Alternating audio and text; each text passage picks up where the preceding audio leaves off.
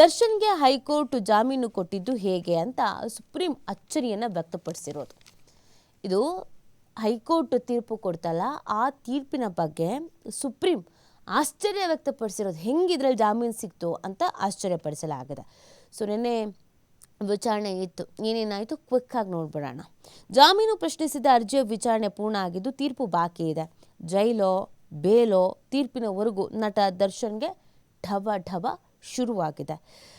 ರೇಣುಕಾಸ್ವಾಮಿ ಹತ್ಯೆ ಪ್ರಕರಣದಲ್ಲಿ ನಟ ದರ್ಶನ್ ಮತ್ತು ಇತರೆ 6 ಮಂದಿಗೆ ಜಾಮೀನು ನೀಡಿದ ಹೈಕೋರ್ಟ್ನ ತೀರ್ಪಿನ ಬಗ್ಗೆ ಆಕ್ಷೇಪ ವ್ಯಕ್ತಪಡಿಸಿರುವಂಥ ಸುಪ್ರೀಂ ಕೋರ್ಟ್ ಇದು ಎಲ್ಲ ಆರೋಪಿಗಳನ್ನು ದೋಷ ಮುಕ್ತಗೊಳಿಸಿದಂತಿಲ್ಲವೇ ಅಂತ ಅಚ್ಚರಿಯನ್ನು ವ್ಯಕ್ತಪಡಿಸಿತು. ಅಂದರೆ ಎಲ್ಲ ಆರೋಪಿಗಳನ್ನು ದೋಷ ಮುಕ್ತಗೊಳಿಸಿದಂತೆ ಇಲ್ವಾ ಅಂತ ಪ್ರಶ್ನೆಯನ್ನು ಸುಪ್ರೀಂ ಕೋರ್ಟ್ ಮಾಡಿರೋದು ಹೈಕೋರ್ಟ್ನ ತೀರ್ಪಿಗೆ ಸಂಬಂಧಪಟ್ಟಂತೆ. ಇದನ್ನು ಯಾವುದೋ ಮಾಧ್ಯಮ ಹೇಳ್ತಾ ಇರೋದಲ್ಲ, ಅಥವಾ ನಾವು ಹೇಳ್ತಾ ಇರೋದಲ್ಲ, ಸುಪ್ರೀಂ ಕೋರ್ಟ್ ಹೇಳ್ತಾ ಇರೋದು ಹೈಕೋರ್ಟ್ ತೀರ್ಪಿನ ಬಗ್ಗೆ.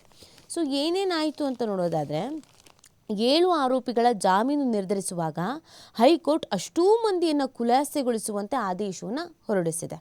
ಪ್ರತಿಯೊಂದು ಜಾಮೀನು ಕೊಡುವಾಗ ಹೈಕೋರ್ಟ್ ಇಂಥ ಆದೇಶವನ್ನೇ ನೀಡ್ತಾ ಇದೆಯಾ ಅಂತ ಪ್ರಶ್ನಿಸಿದ್ದಾರೆ. ಜಾಮೀನು ನೀಡುವಾಗ ವಿವೇಚನಾ ಅಧಿಕಾರವನ್ನು ಹೈಕೋರ್ಟ್ ತಪ್ಪಾಗಿ ಪ್ರಯೋಗಿಸಿದೆ ಅಂತ ಇಲ್ಲಿ ಹೇಳ್ತಾ ಇರುವಂಥದ್ದು. ಹೈಕೋರ್ಟ್ ನಿಜಕ್ಕೂ ತನ್ನ ಬುದ್ಧಿಯನ್ನು ಇಲ್ಲಿ ಬಳಸಿದೆಯಾ ಅಂತ ಸುಪ್ರೀಂ ಕೋರ್ಟ್ ಪ್ರಶ್ನೆ ಮಾಡ್ತಾ ಇದೆ. ಹೈಕೋರ್ಟ್ ರೀತಿ ನಾವು ಮತ್ತದೇ ತಪ್ಪು ಮಾಡೋದಿಲ್ಲ, ದೋಷಿ ಅಥವಾ ನಿರ್ದೋಷಿ ಎಂಬುದನ್ನು ನಾವು ನಿರ್ಧರಿಸೋದಿಲ್ಲ ಅನ್ನೋದನ್ನು ಹೇಳ್ತಾ ಇದೆ. ಸೆಷನ್ ಕೋರ್ಟ್ ಜಡ್ಜ್ಗಳು ಇಂತಹ ತಪ್ಪು ಮಾಡಬಹುದು, ಆದರೆ ಹೈಕೋರ್ಟ್ ಜಡ್ಜ್ ಅಂತಹ ತಪ್ಪು ಮಾಡ್ತಾರೆ ಅಂತ ಪ್ರಶ್ನೆಯನ್ನು ಮಾಡಲಾಗಿದೆ. ಸುಪ್ರೀಂ ಕೋರ್ಟು ಆಶ್ಚರ್ಯ ವ್ಯಕ್ತಪಡಿಸ್ತಾ ಇದೆ. ಸೆಷನ್ ಕೋರ್ಟ್ಗಳಲ್ಲಿ ಈ ಥರದ ತಪ್ಪುಗಳು ಆಗ್ಬೋದು, ಅಲ್ಲಿನ ಜಡ್ಜಸ್ಗಳು ಇಂಥ ತಪ್ಪುಗಳನ್ನು ಮಾಡಬಹುದು, ಆದರೆ ಹೈಕೋರ್ಟಲ್ಲೂ ಇಂಥ ತಪ್ಪಾಗತ್ತೆ ಅಂದರೆ ದರ್ಶನ್ ಈಗ ಜಾಮೀನಿನ ಮೇಲೆ ಹೊರಗಿದಾರಲ್ಲ, ಆ ವಿಚಾರಕ್ಕೆ ಆಶ್ಚರ್ಯ ವ್ಯಕ್ತಪಡಿಸ್ತಾ ಇರೋದು ಸುಪ್ರೀಂ. ಹೆಂಗೆ ಸಾಧ್ಯ ಇದು? ಈ ಥರ ಖುಲಾಸೆ ಅಂತ ಹೇಳೋದಕ್ಕೆ ಅಥವಾ ನಿರ್ದೋಷಿ ಅಂತ ಹೇಳೋದಕ್ಕೆ ಸಾಧ್ಯನಾ? ಹೈಕೋರ್ಟ್ ಅವ್ರು ಈ ಥರ ತಪ್ಪು ಮಾಡಿದ್ರು ಅಂದರೆ ನಾವು ಸುಪ್ರೀಂ ಕೋರ್ಟ್ ಅವ್ರು ಈ ಥರ ತಪ್ಪಂತೂ ಮಾಡಲ್ಲ ಅಂತ ಹೇಳ್ತಾ ಇದ್ದಾರೆ. ಸೊ ಈ ವಿಚಾರಣೆಯ ಹಾದಿ ಬೇರೆ ಥರದಲ್ಲಿ ಸಾಗ್ತಾ ಇದೆ. ರಿಲೀಫ್ನಲ್ಲಿ ಸದ್ಯಕ್ಕೆ ದರ್ಶನ್ ಇದ್ದಾರೆ, ಥೈಲ್ಯಾಂಡಲ್ಲಿ ಆರಾಮಾಗಿದ್ದರು, ಸಿನಿಮಾ ಶೂಟಿಂಗು ಅದು ಇದು ಅಂತ. ಇಮಿಡಿಯೇಟಾಗಿ ವಾಪಸ್ ಬರ್ತಾ ಇದ್ದಾರೆ ದರ್ಶನ್.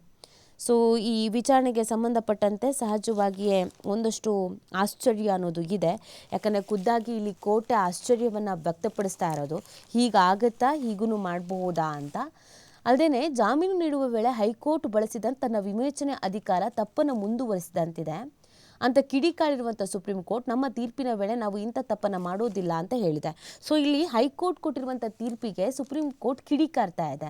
ಹತ್ಯೆ ಕೇಸಿನ 7 ಆರೋಪಿಗಳಿಗೆ ಜಾಮೀನು ನೀಡಿದ್ದನ್ನು ಪ್ರಶ್ನಿಸಿ ಕರ್ನಾಟಕ ಸರ್ಕಾರ ಸಲ್ಲಿಸಿದ ಮೇಲ್ಮನವಿ ಕುರಿತು ಗುರುವಾರ ವಿಚಾರಣೆ ನಡೆಸಿದ ನ್ಯಾಯಮೂರ್ತಿ ಪರ್ದಿವಾಲಾ ಅವರನ್ನು ಒಳಗೊಂಡ ಪೀಠ ಘಟನೆಯ ಕುರಿತು ದಿಗ್ಭ್ರಮೆ ವ್ಯಕ್ತಪಡಿಸುವ ಜೊತೆಗೆ ಜಾಮೀನು ನೀಡಿದ ಬಗ್ಗೆ ಆಕ್ಷೇಪ ವ್ಯಕ್ತಪಡಿಸುವುದನ್ನು ತೀರ್ಪಿನಲ್ಲಿ ಕಾದಿರಿಸಿದೆ.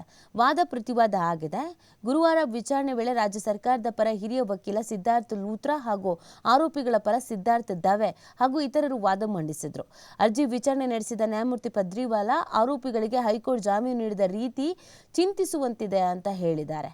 ಜಾಮೀನು ಅರ್ಜಿಯ ಇತ್ಯರ್ಥಗಳ ವೇಳೆ ನ್ಯಾಯಾಲಯವು ಎಲ್ಲ ಆರೋಪಿಗಳನ್ನು ಆರೋಪದಿಂದ ಮುಕ್ತಗೊಳಿಸಿದಂತೆ ಆದೇಶವನ್ನು ನೀಡಿದೆ ಅಂತ ಅನಿಸ್ತಾ ಇಲ್ವಾ? ಪ್ರತಿಯೊಂದು ಜಾಮೀನು ವಿಚಾರದಲ್ಲಿ ಹೈಕೋರ್ಟ್ ಇದೇ ರೀತಿ ಮಾಡುತ್ತಾ ಅಂತ ಪ್ರಶ್ನೆಯನ್ನ ಮಾಡಲಾಗಿದೆ. ಇನ್ನೊಂದು ಕಡೆಯಲ್ಲಿ ಅಸಮಾಧಾನವನ್ನು ಕೂಡ ವ್ಯಕ್ತಪಡಿಸಲಾಗಿದೆ. ಮತ್ತೊಂದೆಡೆ ಸರ್ಕಾರದ ಪರ ವಾದ ಮಂಡಿಸ್ತಾ ಇದ್ದ ಸಿದ್ಧಾರ್ಥ ಲೂಥ್ರಾ ಐಪಿಸಿ ಸೆಕ್ಷನ್ 302 ಅಂದರೆ ಕೊಲೆ ಅಡಿಯಲ್ಲಿ ಗಂಭೀರ ಆರೋಪಗಳನ್ನು ಒಳಗೊಂಡ ಪ್ರಕರಣದಲ್ಲಿ ಹೈಕೋರ್ಟ್ ನೀಡಿದ ಜಾಮೀನು ನ್ಯಾಯಸಮ್ಮತವಲ್ಲ, ಪ್ರತ್ಯಕ್ಷದರ್ಶಿಗಳ ಹೇಳಿಕೆ, ವಿಧಿವಿಜ್ಞಾನ ಪರೀಕ್ಷೆ ಮೊದಲಾದ ಮುಖ್ಯ ಸಾಕ್ಷಿಗಳು ಪರಿಶೀಲಿಸದೆ ಕೋರ್ಟ್ ವಿಚಾರಣಾ ಪೂರ್ವ ಖುಲಾಸೆ ಮಾಡಿದೆ. ಕೊಲೆ ನಡೆದಂತ ಅಪಾರ್ಟ್ಮೆಂಟ್ ಸಿಸಿಟಿವಿಗಳು ಆರೋಪಿಗಳ ವಾಹನ ಚಲನವನ್ನು ಕಂಡು ಬಂದಿದೆ. ಕೊಲೆ ನಡೆದ ಜಾಗದಲ್ಲಿದ್ದ ರಕ್ತ ಹಾಗೂ ಆರೋಪಿಗಳಿಗೆ ತಗುಲಿದ್ದ ರಕ್ತದಲ್ಲಿ ಹೊಂದಾಣಿಕೆ ಆಗ್ತಿರುವುದು ವಿಧಿವಿಜ್ಞಾನ ಪರೀಕ್ಷೆಯಿಂದ ಸಾಬೀತಾಗಿದೆ ಅಂತ ಪೀಠದ ಗಮನಕ್ಕೆ ತಂದರು. ದರ್ಶನ್ ಪರ ವಕೀಲ ಸಿದ್ಧಾರ್ಥ ದವೆ ಮಾತನಾಡಿ ಪ್ರತ್ಯಕ್ಷದರ್ಶಿಗಳ ಹೇಳಿಕೆ ದ್ವಂದ್ವಯುತವಾಗಿರುವುದು ಹೈಕೋರ್ಟ್ನ ಗಮನಕ್ಕೆ ಬಂದಿದೆ. ಒಬ್ಬ ಪ್ರತ್ಯಕ್ಷದರ್ಶಿಯ ಹೇಳಿಕೆಯನ್ನು 12 ದಿನಗಳ ಬಳಿಕ ದಾಖಲಿಸಲಾಗಿದೆ. ಘಟನೆಯ ಮೂಲವು ಅನುಮಾನಾಸ್ಪದವಾಗಿದೆ. ಇಬ್ಬರು ಪ್ರತ್ಯಕ್ಷದರ್ಶಿಗಳ ಹೇಳಿಕೆಯನ್ನು ದಾಖಲಿಸುವಲ್ಲಿ ವಿಳಂಬ ಆದ ಕಾರಣ ಅವುಗಳನ್ನು ನಂಬಲಾಗುವುದು. ಇದಲ್ಲದೆ ಇಬ್ಬರು ಪ್ರತ್ಯಕ್ಷದರ್ಶಿಗಳ ಸಾಕ್ಷಿಗಳನ್ನು ಬೆಂಬಲಿಸೋಕೆ ಆರೋಪ ಪಟ್ಟಿಯಲ್ಲಿ ಯಾವುದೇ ಆಂತರಿಕ ಪುರಾವೆಗಳಿಲ್ಲ.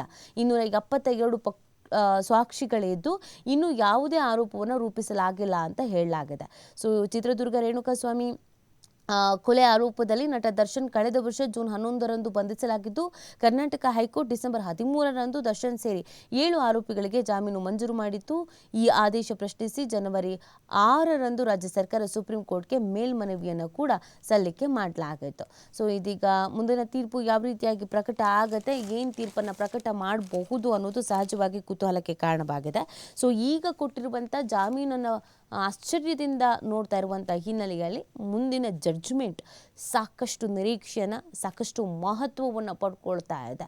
ಇದು ಸಹಜವಾಗಿ ದರ್ಶನ್ ಅಭಿಮಾನಿಗಳಿಗೆ, ಹಾಗೆಯೇ ಅವರ ಆಪ್ತರಿಗೆ, ಅವರ ಆಪ್ತ ವಲಯದವರಿಗೆ ಮತ್ತು ಈ ಕೇಸ್ನಲ್ಲಿ ಭಾಗ್ಯ ಆಗಿರುವ, ಸದ್ಯಕ್ಕೆ ರಿಲೀಫನ್ನು ಪಡ್ಕೊಂಡಿರುವಂಥ A1 ಆಗಿರ್ಬೋದು, A2 ಆಗಿರ್ಬೋದು, ಇವ್ರುಗಳೆಲ್ಲರಿಗೂ ಕೂಡ ಢವಢವ ಅಂತೂ ಖಂಡಿತವಾಗಿ ಶುರುವಾಗಿದೆ. ಯಾಕಂದರೆ ಕೋರ್ಟ್ ಈ ರೀತಿಯಾಗಿ ಹೇಳಿರೋದ್ರಿಂದ ಮುಂದಿನ ಬೆಳವಣಿಗೆಗಳು ಏನು ಆಗಬಹುದು ಅನ್ನೋದು ಆತಂಕಕ್ಕೆ ಕಾರಣ ಆಗ್ತಾ ಇದೆ.